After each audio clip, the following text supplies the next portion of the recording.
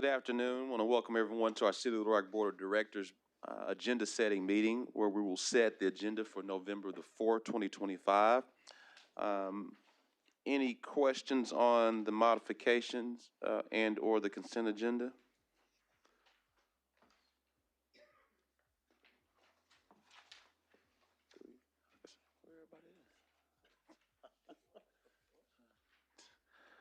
It's raining, maybe everybody's showed up. Yeah. All right, saying no questions on the consent agenda. Any questions on the separate items 7 through 9? Director Phillips? Yes, Mayor, I have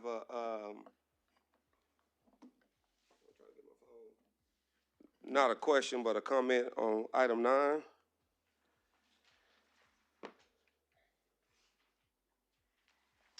This is related to the resolution to request that Director Richardson resign as a member of the board. When this was first brought up, I guess 3 weeks ago, I was out of town, so I didn't get a chance to speak on it. So I'm going to speak today for my colleagues and for the public to hear that I will be voting no on this resolution for a number of reasons. And as the philosopher once said, that this may offend my political connects, because what I'm about to say ain't gonna be politically correct. Number one, this resolution does nothing. We have no authority to ask someone to resign. We do not have the power under any city, local, state rule to require another board member to resign. So from a practical standpoint, it does nothing but, to me, embarrass Director Richardson. Secondly, none of us, if I understand correctly, and I think Director Miller mentioned this 3 weeks ago, live in Ward 2. So none of us voted for or against Director Richardson. And as I understand from our city attorney, that there is a system in place for the residents of Ward 2 to recall his election if they follow statutory measures that's been laid out to them by our city attorney, which makes perfect sense. They are the people that live there that are represented by him, and if they meet those requirements to recall him, then that's the democratic way to do it. What I don't think the public is also aware of is that if this does pass, and if for some reason Director Richardson decides, because again, this resolution cannot make him, if he decides to resign, then under Arkansas Code 1447-113, we as a city board pick his replacement, not the people of Ward 2. So assuming that he does resign, then this board will decide who works with us. I've been on the board 5 years, and we've done this once because Director Hendricks passed away in office. That makes sense. But in this case, to ask someone to resign so we can pick their replacement seems undemocratic to me. We do not live there. He's not our representative. And for us to pick our colleagues in that matter seems wrong. To me, it also opens a slippery slope because, and I understand Director Richardson has been absent, and I get that, and I get the concerns of his residents. They have reached out to me. I've tried to be helpful as I can to those who have reached out to me in his absence. But if he were to resign after we essentially forced him to resign when he didn't violate any rule that's on the books, what's stopping me or anyone else from filing a resolution in 2 weeks and say, I don't like how you voted on that thing last week, so I'm gonna request that you resign? Where does it stop? This seems inappropriate, it's wrong, it's ineffective. And the other part that concerns me, based on what I heard from Director Miller and Director Lewis a couple weeks ago, they're voting no. I'm voting no. So if this resolution passes, just to be frank and blunt, that means that the members of this board who are non-black voted yes, and the black members voted no. And to me, that's problematic. The only other time since I've been on the board that happened is when we voted about virtual attendance, which in my opinion also dealt with Director Richardson. We voted to end virtual attendance on those same lines. It was a 6-3 vote. And it prevented him from attending virtually, and anyone else for that matter, but I think it was aimed at him. So now we're going to do the same thing on the same lines if this passes, and this resolution doesn't have any teeth. It does nothing but cause consternation, embarrassment. In my opinion, it's undemocratic, and I think it starts a slippery slope that one day anyone on this board can say, I don't like what Antoine said last week. I request that he resign. I request that she resign, that we shouldn't be operating that way. There's a process in place by the Arkansas legislature for citizens to file a recall petition. That information has been shared to the people in Ward 2 who wanted it. We should allow that process to play out, and we should not interfere with it whatsoever. So I want to be very clear, I'm voting no, and for those reasons. Thank you, Mayor.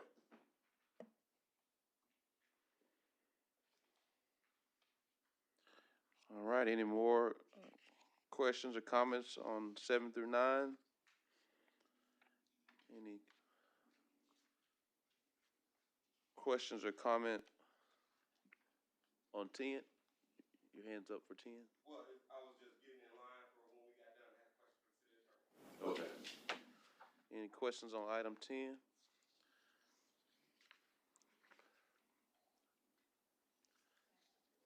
Got to press it.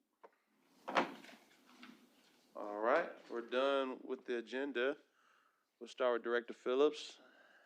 Thank you, Mayor. I want to recognize, I know the folks from the Tall Timber Pecan Lake neighborhood are back here with us again after being with us last week, and I know they've reached out to me and Director Wyrick and others about the vote that happened last week, and I know there were some questions posed by the residents of that area about the procedures, about the 5-3 vote. I know Director Wyrick and I have shared that with our city attorney, so I was just wanted to give him the opportunity to explain what he shared with us about what happened and what can happen in light of a 5-3 vote that was unsuccessful because it needed 6 votes. So, City Attorney, can you elaborate, please? Yes. I got a call the day after that and was told that my code of ordinances had a statement in there about the mayor being able to vote to pass a measure. And so I've gone back and done all the research. I knew what had happened, but I wanted to get it all together, and I'm putting it in writing for the board. And with your permission, I'm going to make it a formal opinion to the board in case it ever comes up again. When the city manager government statutes were first passed in the late 20s, 1920, the 1920s, they did not have any provision for a veto by the mayor. When this government adopted the city manager form of government in 1957, there was no provision in there for a veto by the mayor or any other member of the board, because the 7 members of the board were essentially all at large and all had the same authorities. That changed in 1989 with the adoption of the City Manager Enabling Act of 1989.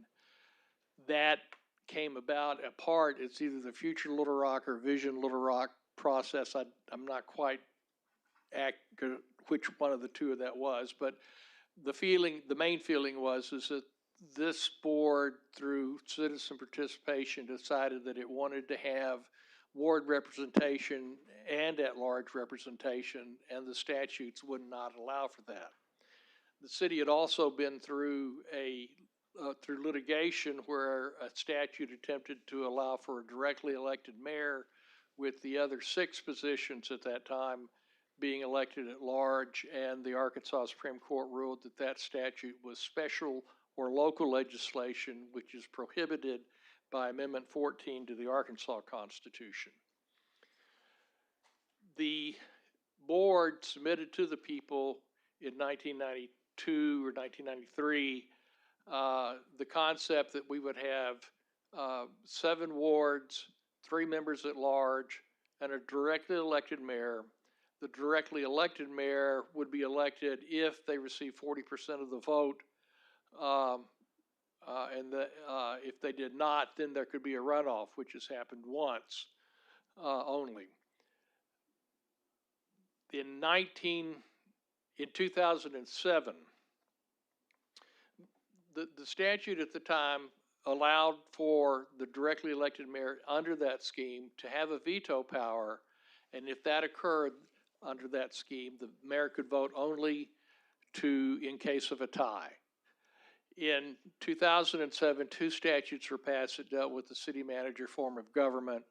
One affirmed again the concept that if a mayor has a veto, they can only vote in case of a tie.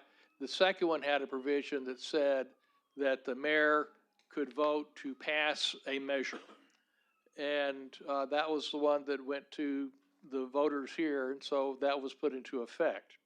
In 2011, the legislature met and mentioned that in all city manager governments, did not distinguish between those under the City Manager Enabling Act or otherwise, but since the ones at that time under the City Manager Enabling Act were not under 1447, I think it's 110, then the mayor could only vote in case of a tie. That was reaffirmed in 2019. So the status is that for a manager form of government with the mayor with the veto power, the mayor votes only if there is a tie vote. This has come up before, and it came up with Mayor Scott. I can't remember if it came up earlier this year or sometime last year, but it did come up, and when we looked at it, that's when we actually discovered that what had been approved in 2007 had been undone by the legislature in the 2 years that I mentioned. So that's why the mayor could not vote on Tuesday night, because the vote was not a tie. The effect was as if it had been a tie, but it wasn't a tie. A tie means 5 votes for and 5 votes against. And then the mayor could vote. What you had was 5 votes for, 3 votes against, and 2 votes absent. And that is not a tie. Therefore, the mayor could not vote then and cannot vote now. He can vote only in case of a tie, 5-5. Understood. I may have a follow-up on that in a second, but to move forward, just for clarity, if there was a rescind vote, can you remind us on what we would need to do next week to allow that to happen? There's 2 typical ways that this happens. One is a vote for reconsideration, and one is a vote to rescind, expunge. There's several different things that are stated in Robert's rules right now. The vote to reconsider is a motion that has to be made at the time of the meeting in which the measure was adopted. And it can only be made by someone who voted in favor of on the prevailing side of the measure. So for clarity, that would have been one of the 3 who voted no. One of the 3 who voted no, and they would have had to have made the motion that night because the board adjourned at the end of the meeting that night. We have interpreted that consistently, that if the meeting is only recessed until the following Tuesday, usually an agenda meeting, then the motion can be made at that time, but it would still have to be made by somebody on the prevailing side. That's out of the question because that meeting's over with. The other ones can allow a motion to be made to review the vote. I'm just going to use the word review instead of expunge and all that other stuff. It has to be made before any party that was subject to the particular ordinance has changed positions. If that has not occurred, then it can be made by anyone. And it takes 8 votes to overturn that unless notice was given that the motion was going to be made. If notice is given, then it only takes a majority of 6. Okay, I think I understand. Thank you, City Attorney. I know Director Wyrick may have some additional questions or thoughts. Vice Mayor Wire? Thank you, Tom. If we weren't confused before, we probably are more confused now with all the options that you outlined. I'm like Director Phillips. I received emails, phone calls. They started immediately in the AM on Wednesday after the vote. And there's still a lot of folks that are not happy with the ruling. And so for tonight, what I want to do is I want to give notice that I want to rescind the vote, and that should happen on next Tuesday.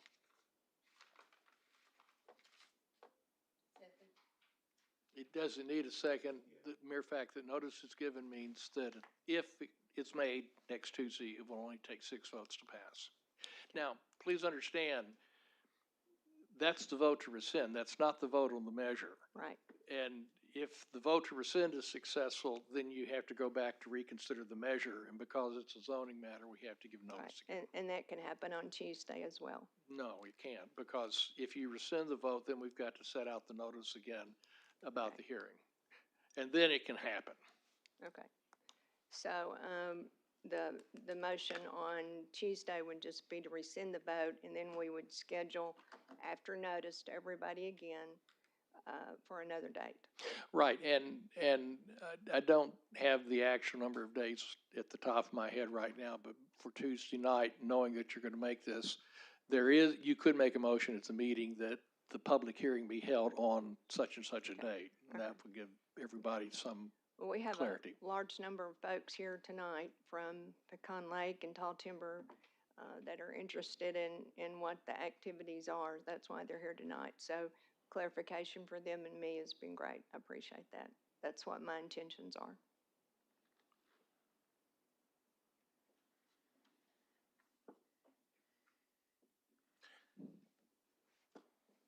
Director Adcock? I was going to make this. All right. Any more questions or concerns? City Manager Hubbard? Yes, sir, Mayor.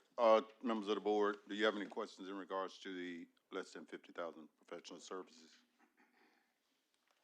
Thank you. All right, members of the board, you know we have an appointment at 5:30 p.m.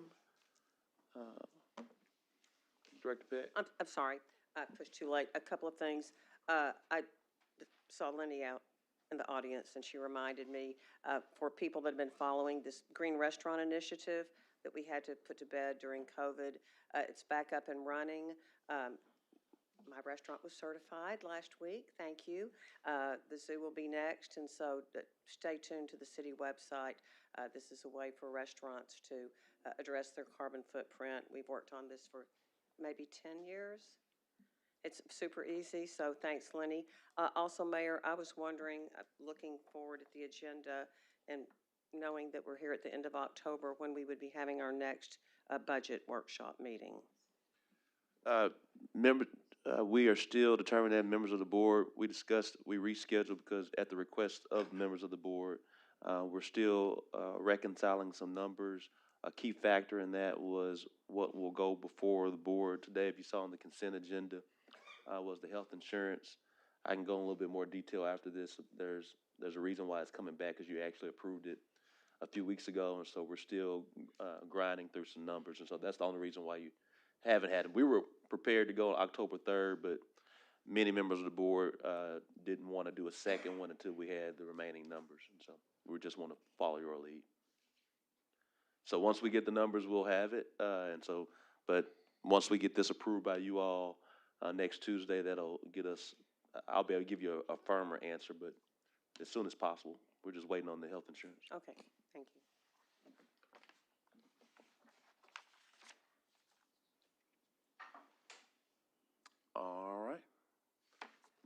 Meeting adjourned.